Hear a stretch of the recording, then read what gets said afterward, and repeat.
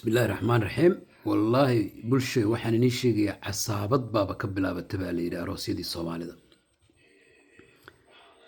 bal waxa la yidhi wiil iyo gabar baa isu shukaansanaya go'aan bay ku gaarayaan inay isguursadaan ilmo kasta lacagtiisa u bixinayaan adugu abaabul guur bay galayaan inay mustaqbal samaystaan dad baa imaanaya meer baa la sameynaya xaflad baa la sameynaya laakiin waxa la yiraahdaa maalinta arooska laba aroos waaye hadda Yurub ka dhaca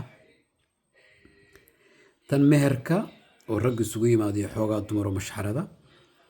tan habeenkii dumar baa isugu yimaado dumarkaas oo ka kala socda labada dhinaca hooyada gabadh dhashay iyo dhinaca hooyada wiilka dhashay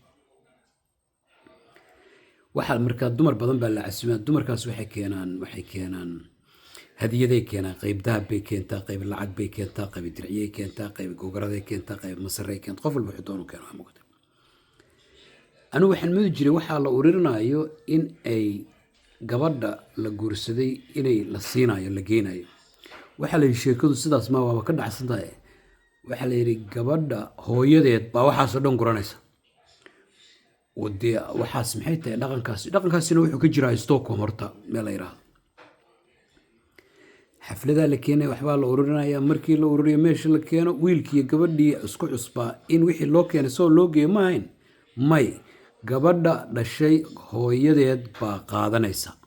bismillaahir rahmaanir rahiim waxaas dhaqankaas macaan dhalinyarada yaryar oo iskuursado guri bilaabaya oo mustaqbal bilaabaya ha loo daayo ha lagu tawagalo ma in wax laga qaato in iyaga la caawiyo waayo subxaanallah